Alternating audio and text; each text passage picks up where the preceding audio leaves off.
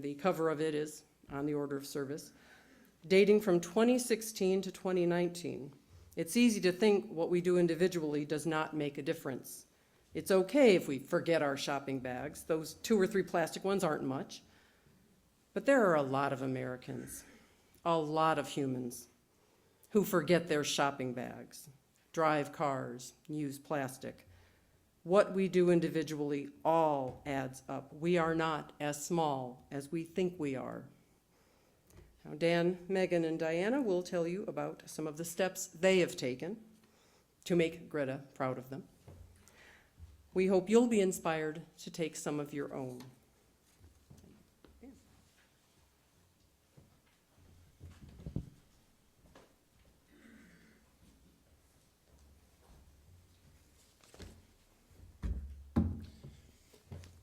So I wanted to share with you 3 different ideas that we implement in our household and yard. One is to rethink the green lawn. And in the front of our property, when we bought it 8 years ago, we had this bunch of prickly bushes and different gravels and things like that, but there was also a lot of green grass.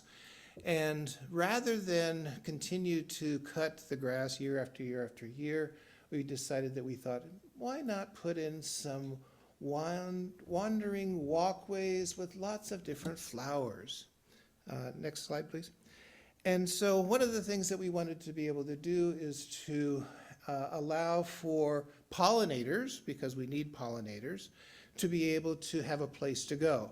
And yes, we could leave the dandelions in our lawn for the bees especially to be able to go for, but usually that's not a real good idea. And so being able to start slowly over the last 7 years or so, next slide please, take up the different areas of the grass and put in winding walkways, and eventually there will be no lawn in our front yard. There will be a small little area of clover, because clover is actually a really good thing to plant even if you want to have green lawn areas, because clover doesn't require as much cutting. It still holds up on traffic, and so you still can have that kind of we're going to have a little bit of a green edge, which will be just clover, but we have to cut that maybe twice a season, and that's it. So clover becomes a really nice option.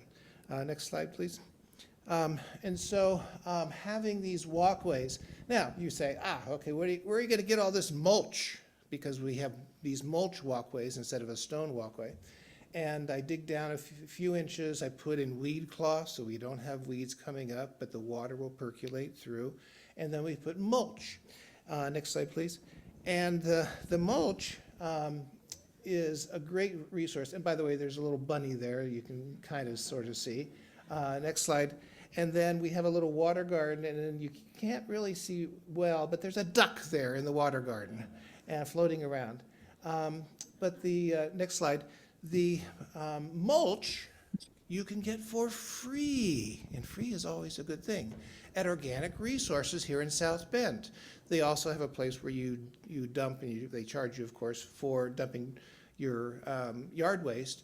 But outside, next slide, they have this big area of both mulch and compost. The compost is really nice, rich stuff. And so this is open 24/7, this area. And so you just go with your truck, or you go with your trash cans, or whatever kind of resources you want to load up your mulch or compost, and it's free. If you have a truck, you can go in during the regular hours, and for $2.75, they will load the truck up with their skip loader, which is a really nice thing. And I do that a lot. But building those walkways instead of grass, having flower beds all over the place for the pollinators, really helps you to help with the environment, help with nature. And then not, of course, having grass to cut all the time. And that's always a good thing, too. Okay, 2 other things I wanted to share with you. Next slide. Next slide.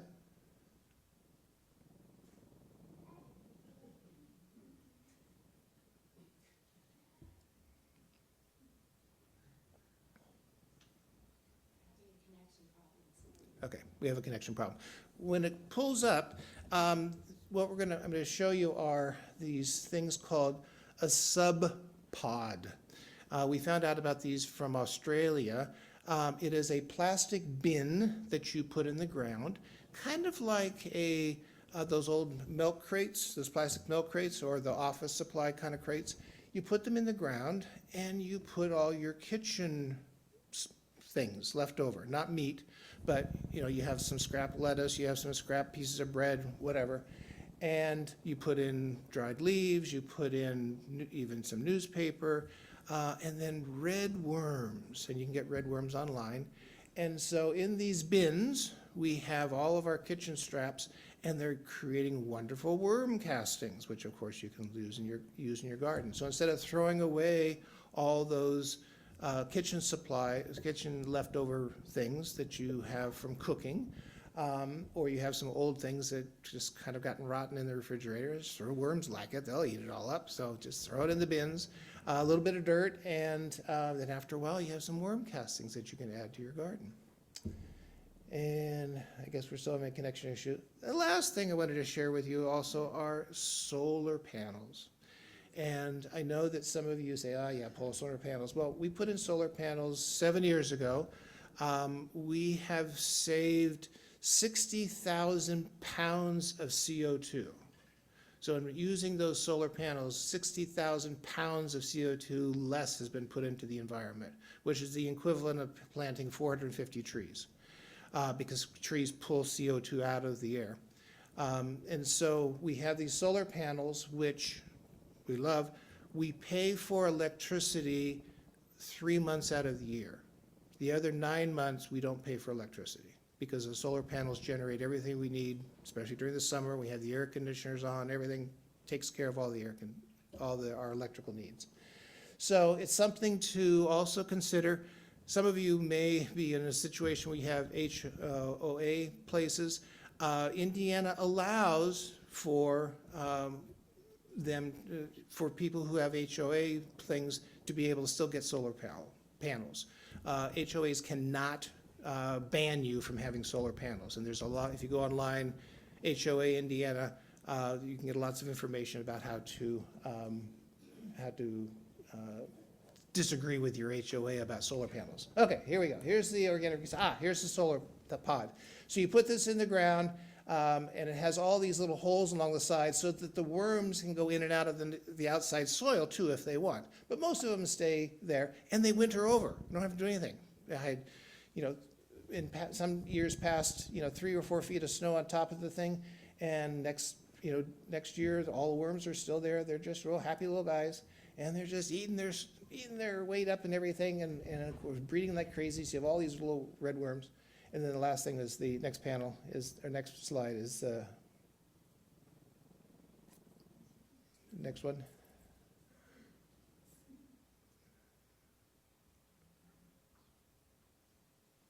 Dan, did the worms get too fat to get out of it? I'm sorry, did the worms what? Did they get too fat to get in and out? No, they don't. They're red worms. They're actually they're little small little guys. No, they just eat up and then breed, and then it's just so that you got all kinds of worms. Anyway, the solar panels on our garage, so we have 16 panels. And again, we pay for electricity three months out of the year. The rest, the sun is generating our power that we need. And so, 3 things to think about. Maybe you don't need a lawn. Maybe you can kind of rethink. It's taken me 7 years because it's a slow process. But eventually, another couple years, we will not have any lawn in our front yard. That pod thing, you can kind of make your own, but just to have a place to put kitchen waste, non-meat things in your garden from your household, and so you can generate some compost and worms, and then think about solar panels. So lots of things we can do. Thank you.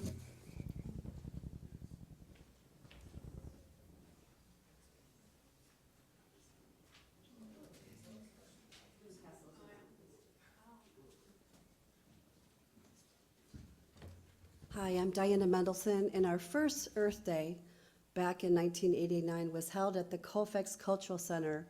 David James, a local union musician, writer and composer, Dennis Donnelly, who is a child psychologist in public schools, and myself, we decided it's time to do some Earth Day celebrations. So that was the first Earth Day. So in the last page is a picture of my son Forrest, a long time ago.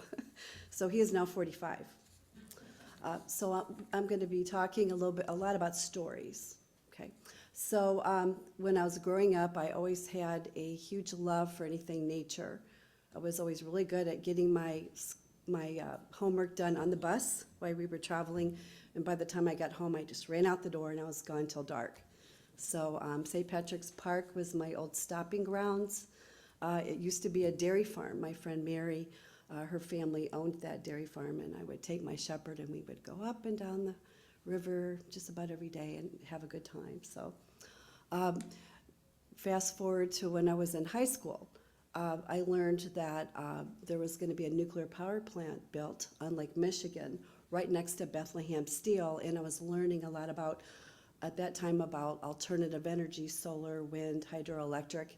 And the more I learned about plutonium-239 and all of the chemicals that are planned releases, those are okay. Only the unplanned releases get the company in trouble, when the fact is all releases contain radioactivity, so even low amounts are not safe. So as a junior in high school, I would drive to Hobart, Indiana, union meetings. I became an organizer when I was about 17. And my mom was like, "What's going on with you? Why are you going to Hobart?" And my mom didn't understand until about 5 years after that, what I was up to. So my grandmother, Yvonne, who was a high school biology teacher, she was my nature teacher. She painted a lot. She knew a lot about entomology and everything to do with the natural world. My father was a farmer in West Lafayette, got his degree from Purdue. And so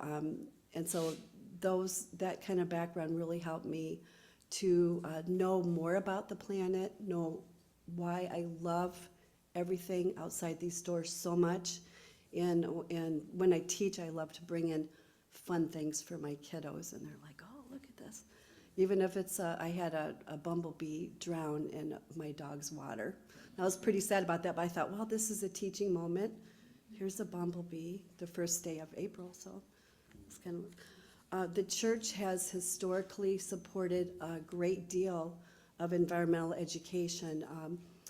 We tried to solar cook yesterday. Of course, it was very cold, and that solar cooker was purchased by a mini grant the church offered, and so we have used it a lot. We'll be using it again on May the 4th at Potawatomi Park, so I'll talk more about that event later. But yesterday was a good example of not such a good solar cooking day, so that's the way that it goes. As an Earth Day organizer, I would travel to Boston and all over the country and learn how to be an organizer. Since I was so young, I was able to meet the founders of Earth Day, Senator Gaylord Nelson and Dennis Hayes. Dennis Hayes started the Solar Lobby in the 90s and just was around older people a lot and learned a lot from them, how to be confident, how to do what I needed to do in the community. So in 1990, the year after the first one, we had 5,000 people show up at Howard Park. And that caught the attention of the mayor and a lot of people, and they were like, "Wow, what's going on here?" Well, it was an election year, yeah. So to go backwards a little bit, when I was 12 years old, I went door to door with my grandmother for Floyd Fithian, a country farmer that my grandmother knew really well. He was a good person to run for that office, and he did win that office. And then my next step was to do some consulting with Tim Romer's campaign, and we did a video of him cleaning up along the St. Joe River by Lieber Park. There's a little creek area there, and my son Forrest was a part of that. So I started getting more into politics, refused to serve on any political endeavors, but I did serve on the greenhouse board for many years. The city had a tree board I served on that for many years.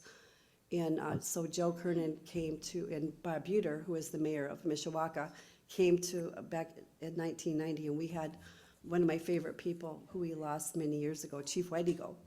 And he would always bring his sacred tobacco, and the Girl Scouts and the Boy Scouts would see him sprinkling the sacred tobacco. So it was a nice cultural, Earth Day was always a real rich cultural experience, because Earth Day is for every day, and it's not just on April 22nd, which is tomorrow.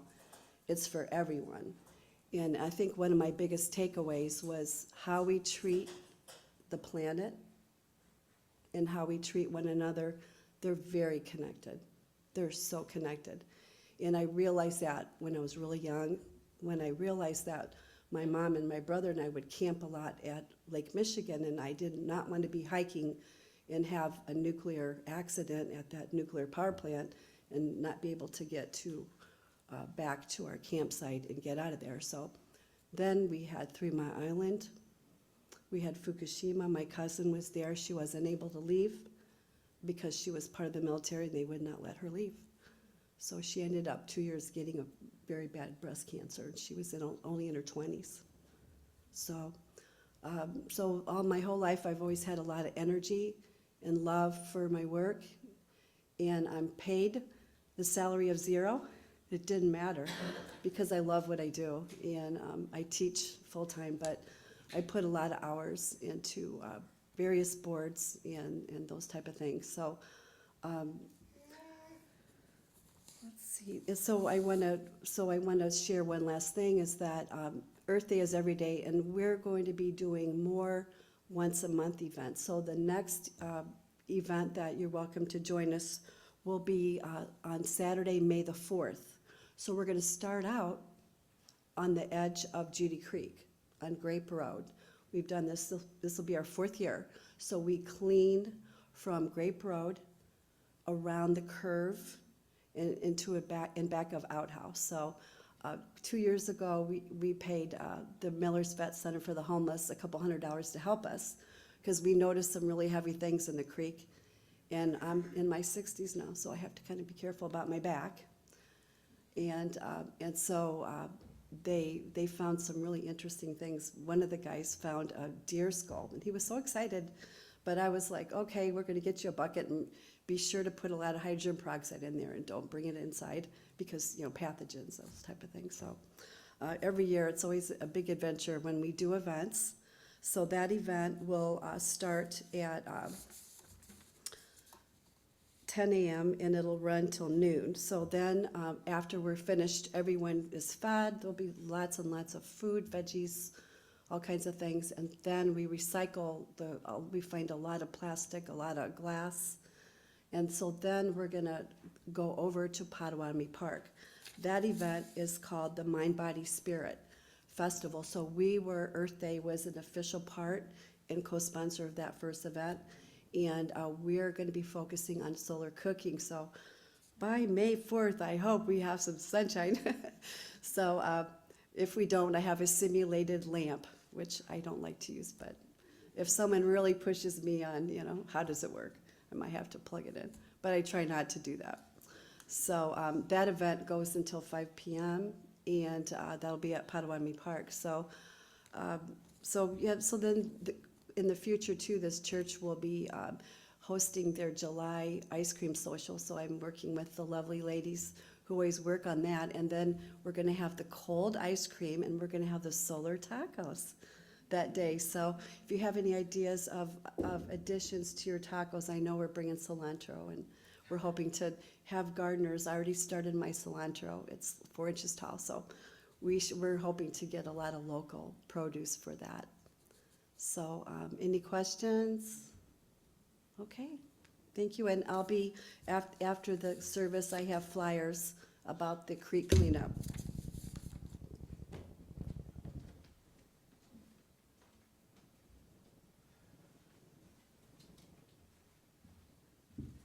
Hi, I'm Megan Sulak, she, her, and I'm about to ruin spring for you.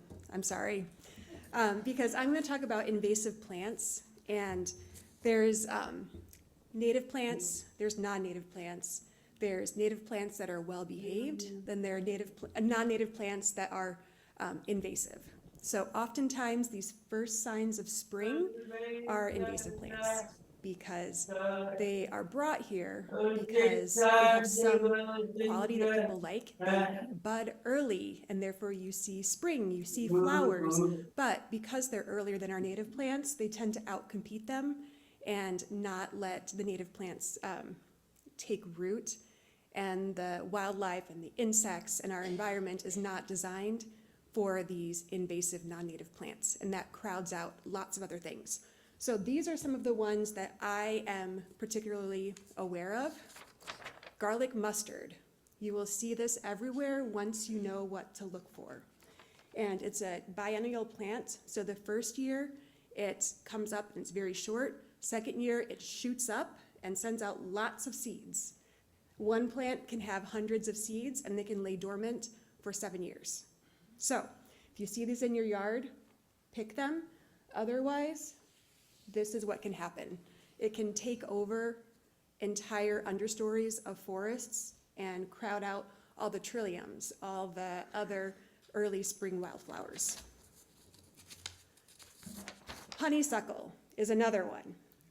You'll see it. It's one of the very first in wooded areas things to leaf out, and you should be excited, but you should not be excited, even though you are.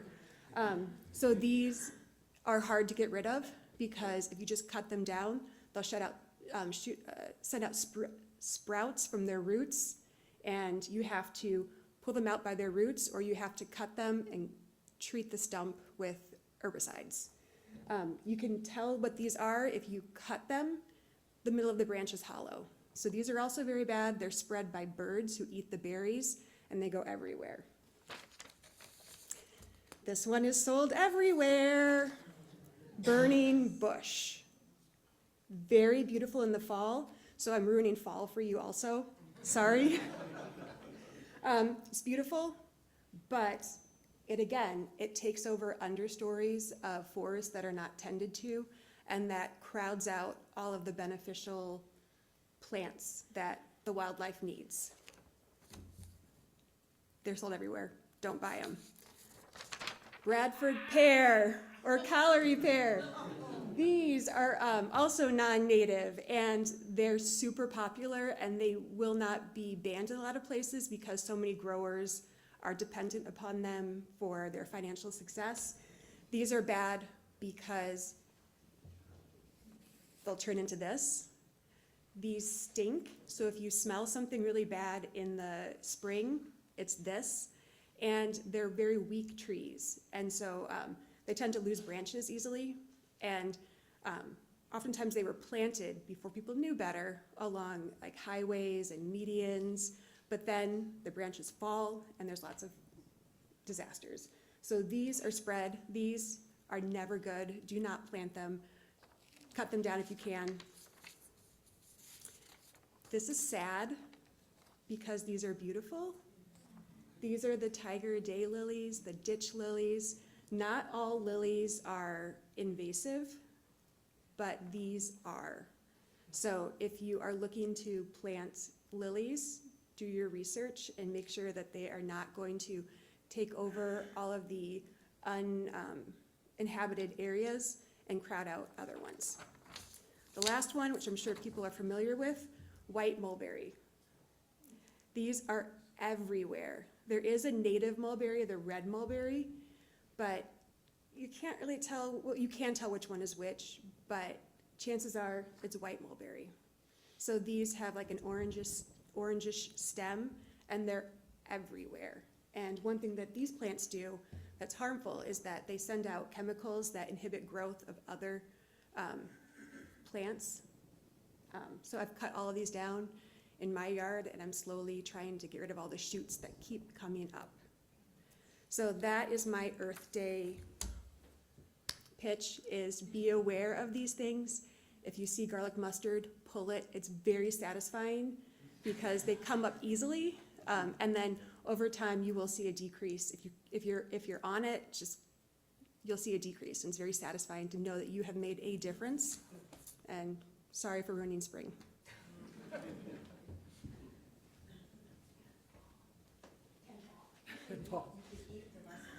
Yeah, you can eat that.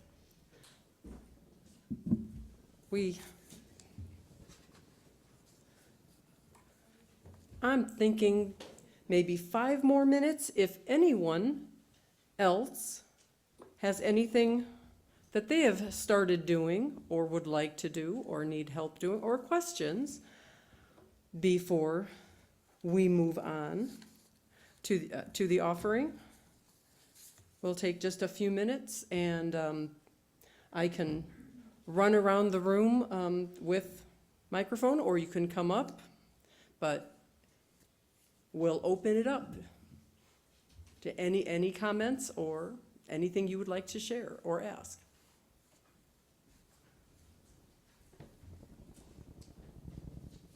Hi, my name is Alan Hamlet. Yeah. And it's not really working. Can you go up here? There's no one to blame but me. So, I just wanted to share, our neighbors have been doing a lot of planting of trees, and they have a great method for this, which other people may want to use. What they do is they go around to the nurseries, and the plants that have been there for a long time are getting kind of root bound, and the nurseries will often give them to you for free. And then they will find people who want the trees. So it's a nice way to, it's very nice in terms of social equity too, because a lot of people can't afford a $100 tree, so they get it for free. They also help them plant it. So that's a great thing to do, I think.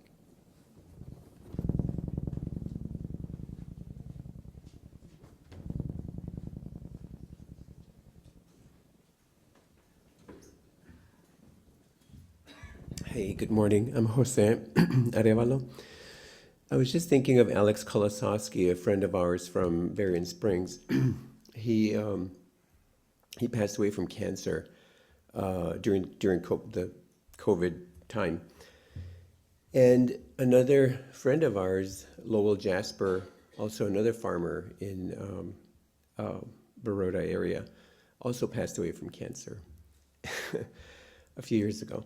And we're friends. We've been friends with their families for many years, more than 40 years. So we know them very well. And I just realized that as we're here talking about Earth Day, my brother had the nicest lawn ever. And he had 13 rental houses. And he was always upset when the tenants didn't cut the lawn and didn't pull the weeds. So my brother would cut the lawn if they didn't cut it. And he would always spray for those ugly dandelions and all these weeds and whatever. My brother passed away from lymphoma. We think it had to do with Roundup, using Roundup in his lawn. So I'm just saying that there's a lot of good in keeping nature natural, and I think that as pretty as the lawns might be without dandelions, I'm very proud to say that I have more dandelions than any of my neighbors. And I hardly cut the lawn and I don't spray for it. But I think that there's a really good thing to do is to be natural with nature, and it'll help us live longer, better lives. That's my Earth Day message.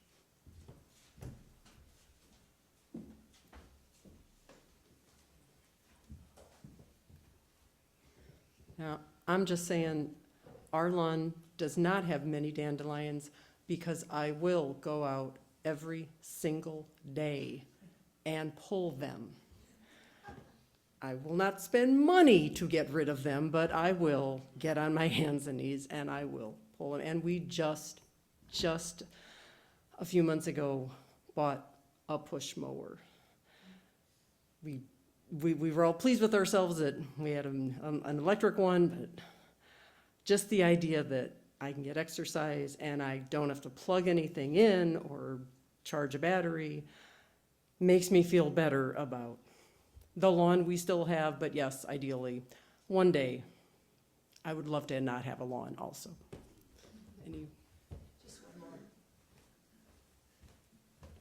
Just came out with a recent study which would help everyone. Probably our biggest hit would be whenever you're on Amazon to continue to talk about plastic recycling.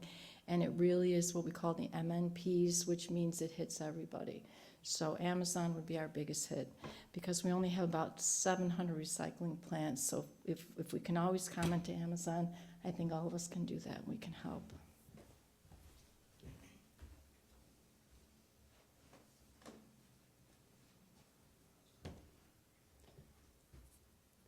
I'm seeing a hand up on Zoom. Is it my turn? It is your turn. Okay, hi, I'm Tamara. So I met Diana well before I started coming to the church and volunteering in her Earth Day functions. And in 1998, I quit spraying my lawn here in Granger.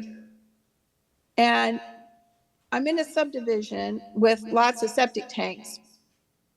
And as block captain, probably about maybe 2006, I had the whole block test their water for the, the E. coli contaminants, and then, above and beyond that a little bit because of septic tank failures. And lo and behold, my lawn in about 12 lawns, or my well, was the only one that tested negative for, the nitrates and the contaminants. So I thought that was because I had quit spraying for, to kill the clover, kill the dandelions and and such. And then also I have never treated my well with chlorine, which is a typical thing. But our county health department, does nothing here in this county to educate us about our septic tanks or require us to do testing and, reporting of this, or even pumping. They don't even require us to pump our septic tanks routinely. So I just want to make that comment. There was a board, and because the county got some funding, I participated in their water quality meetings for quite a bit. They instituted phase 1 septic out here in Granger. And I'm not part of that, but they always said I was going to be part of phase 2.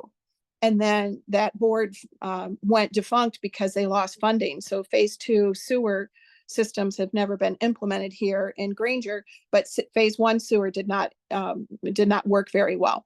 But then lastly, I know some of the members of our congregation have said, they've specifically wanted to move out of Granger because they wanted to get into, a septic or out of the septic tank system because of the contaminants. Thank you. I'd like to thank everyone who shared their ideas. These are gifts that are worthy of sharing. Freely,